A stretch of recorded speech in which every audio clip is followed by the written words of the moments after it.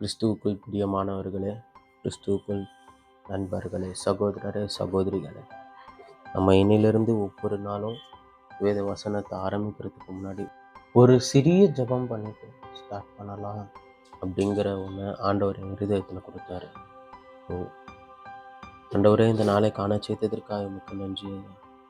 இந்த புதிய நாளிலே புதிய கிருபையினால் எங்களை நிரப்பும் தேவா. உடைய வேத வசனங்களை நாங்கள் வாசிக்கும் போது வாசிக்கிற எனக்கும் கேட்கிறவர்களுக்கும் கர்த்தாவே, இந்த வேதத்தின் மகத்துவங்களையும் ரகசியங்களையும் நீர் அருளி செய்யும். ஆண்டவரே, நீர் சொல்லாம உம்மை பற்றி நாங்கள் தெரிந்து கொள்ள முடியாது. நீர் வெளிப்படுத்தாம உம்முடைய வேதத்தின் ரகசியங்களை புரிந்து கொள்ள எங்களால் முடியாது. எங்களோடு பேசும் நாள் முழுவதும் எங்களோடு எங்களை காத்துக்கொள்ளும். சட்டை நிழல் எங்களை மூடி மறைத்துக் கொண்டு வழியில் பாதுகாத்துக் கொள்ளும். இயேசுவின் நாமத்தில் ஜெபிக்கிறேன் பிதாவே, ஆமென், ஆமென். சங்கீதம் 59 அதிகாரம்.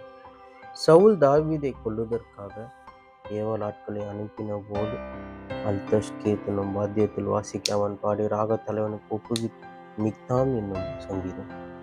என் தேவனே, என் சத்துருக்களுக்கு என்னை தப்புவியும், என்மேல் எழும்புகிறவர்களுக்கு என்னை விலக்கி உயர்ந்த அடைக்கலத்திலே வை. அக்கிரமக்காரருக்கு என்னை தப்புவித்து இரத்த பிரியனான மனுஷருக்கு என்னை விலக்கி ரட்சியும். இதோ என் பிராணனுக்கு பதிவிருக்கிறார்கள்.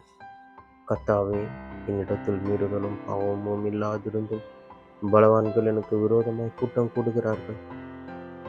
என்னிடத்தில் அக்கிரமம் இல்லாதிருந்தும் ஓடி திரிந்து யுத்தத்திற்கு ஆயத்தமாகிறார்கள்.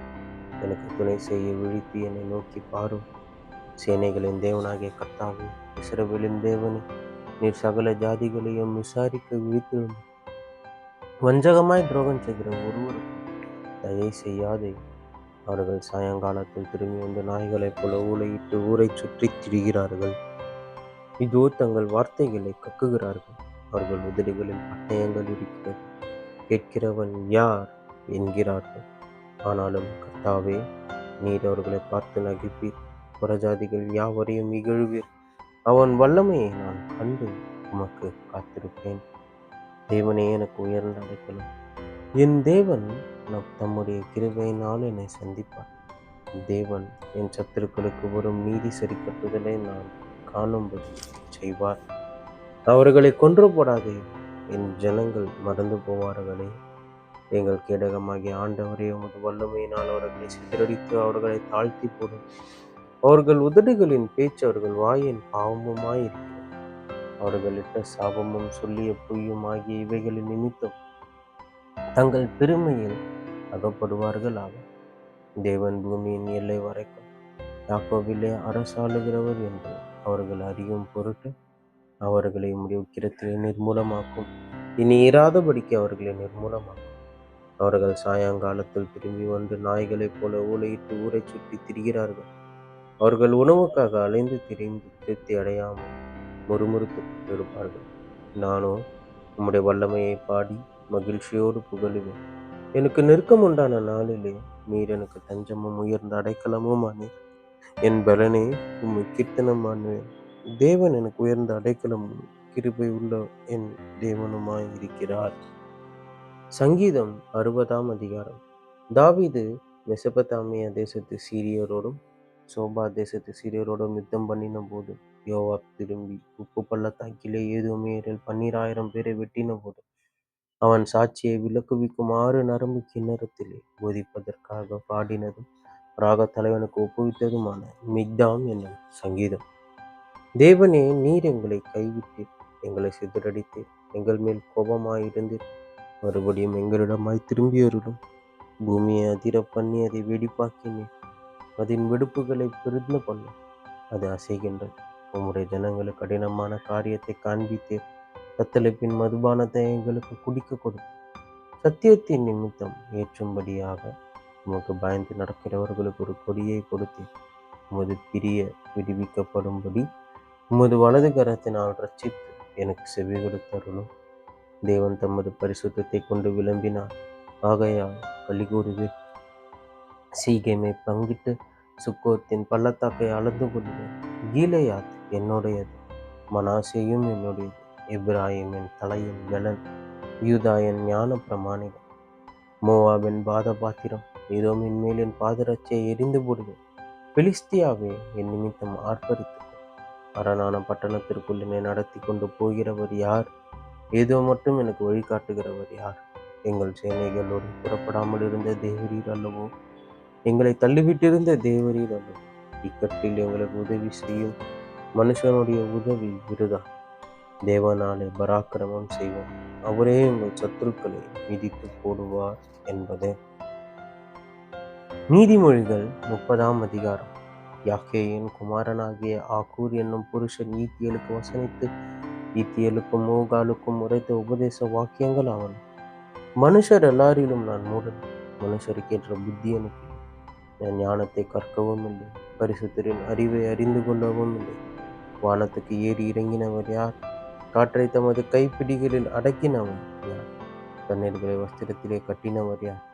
பூமியின் எல்லைகளை எல்லாம் ஸ்தாபித்தவர் யார்? அவருடைய நாமம் என்ன? அவர் குமாரனுடைய நாமம் என்ன? அதை அறிவாயோ? தேவனுடைய வசனம் எல்லாம் புடமிடப்பட்டவைகள், தம்மை அண்டி கொள்ளுகிறவர்களுக்கு அவர் கேடகமானவர். அவருடைய வசனங்களோடு ஒன்றையும் கூட்டாதே, கூட்டினால் அவர் உன்னை கடிந்து கொள்வார். நீ பொய்யனாவா? 2 மனு உம்மிடத்தில் கேட்கிறேன், நான் மறிக்கும் பரியந்தமும் அவைகளை எனக்கு மறுக்காமல் தாரும். மாயையும் பொய் வசனிப்பையும் எனக்கு தூரப்படுத்தும். தரித்திரத்தையும் ஐஸ்வர்யத்தையும் எனக்கு கொடாதிருப்பீராக. நான் பரிபூரணம் அடைகிறதினால் மறுதலித்து கர்த்தர் யார் என்று சொல்லாதபடிக்கும், தரித்திரப்படுகிறதினால் திருடி என் தேவனுடைய நாமத்திலே வீணிலை வழங்காதபடிக்கும், என் படியை எனக்கு அளந்து என்னை போஷித்தருளும். எஜமான இடத்தில் அவனுடைய வேலைக்காரன் மேல் குற்றம் சுமத்தாதே, அவன் உன்னை சபிப்பான், நீ குற்றவாளியாக காணப்படுவாய். தங்கள் தகப்பனை சபித்தும் தங்கள் தாயை ஆசீர்வதியாமலும் இருக்கிற சந்ததி யாரும் உண்டு. தாங்கள் அழுக்கற கழுவப்படாமல் இருந்தால் தங்கள் பார்வைக்கு சுத்தமாக தோன்றுகிற சந்ததியாரும் உண்டு. வேறொரு சந்ததியாரும் உண்டு, அவர்கள் கண்கள் எத்தனை மேட்டிமையும் அவர்கள் இமைகள் எத்தனை நெறிப்புமானது. தேசத்தில் சிறுமியானவர்களையும் மனுஷரில் எளிமையானவர்களையும் பட்சிப்பதற்கு கற்கங்களை வைத்து பற்களையும் கத்திகளை வைத்த கடவாய் பற்களையும் உடைய சந்ததியாரும் உண்டு. தா தா என்கிற 2 குமாரத்திகள் அட்டைக்கு உண்டு, திருப்தி அடையாத 3 அல்ல, போதுமென்று சொல்லாத 4 உண்டு. அவை யாவன? பாதாளமும் மலட்டு கர்ப்பமும் தண்ணீரால் திருப்தி அடையாத நிலமும் போதுமென்று சொல்லாத அக்கினியும். தகப்பனை பரியாசம் பண்ணி தாயின் கட்டளையை அசட்டை பண்ணுகிற கண்ணை நதியின் காகங்கள் பிடுங்கும், கழுகின் குஞ்சுகள் தின்னும். எனக்கு மிகவும் ஆச்சரியமானவைகள் 3 உண்டு, என் புத்தி கெட்டாதவைகள் 4 உண்டு. அவை யாவன? ஆகாயத்தில் கழுகினுடைய வழியும், கண்மலையின் மேல் பாம்பினுடைய வழியும், நடுக்கடலில் கப்பலினுடைய வழியும், ஒரு கன்னிகையை நாடிய மனுஷனுடைய வழியும், அப்படியே விபசார ஸ்திரீயினுடைய வழியும் இருக்கிறது. அவள் தின்று தன் வாயை துடைத்து, நான் ஒரு பாவமும் செய்யவில்லை என்பாள். 3 நிமித்தம் பூமி சஞ்சலப்படுகிறது, 4ஐயும் அது தாங்க மாட்டாது. அரசாளுகிற அடிமையின் நிமித்தமும் போஜனத்தால் திருப்தியான மூடனின் நிமித்தமும் பகைக்கப்படத்தக்கவளாய் இருந்தும், புருஷனுக்கு வாழ்க்கைப்பட்ட ஸ்திரீயின் நிமித்தமும், தான் நாச்சியாருக்கு பதிலாக இல்லாளாகும் அடிமை பெண்ணின் நிமித்தமுமே, பூமியில் சிறியவைகளாயிருந்தும் மகா ஞானமுள்ளவைகள் 4 உண்டு. அவை யாவன? அற்பமான ஜந்துவாயிருந்தும் கோடை காலத்திலே தங்கள் ஆகாரத்தை சம்பாதிக்கிற எறும்பும், சத்துவமற்ற ஜந்துவாயிருந்தும் தங்கள் வீட்டை கண்மலையிலே தோண்டி வைக்கும் குழிமுசல்களும், ராஜா இல்லாதிருந்தும் பவுஞ்சு பவுஞ்சாய் புறப்படுகிற வெட்டு கிளிகளும், தன் கைகளினால் வலையை பின்னி அரசர் அரண்மனைகளில் இருக்கிற சிலந்தி பூச்சியுமே. வினோதமாய் அடி வைத்து நடக்கிறவைகள் 3 அல்ல, வினோத நடையுள்ளவைகள் 4. அவையாவன? மிருகங்களில் சௌரியமானதும் ஒன்றுக்கும் பின்னி அடையாததுமாகிய சிங்கமும், ஒரு குதிரையும் வெள்ளாட்டு கடாவும் ஒருவரும் எதிர்க்கக்கூடாத ராஜாவும். நீ மேட்டுமை ஆனதினால் பைத்தியமாய் நடந்து துர்ச்சிந்தனை உள்ளவனாய் இருந்தாயானால் கையினால் வாயை மூடு.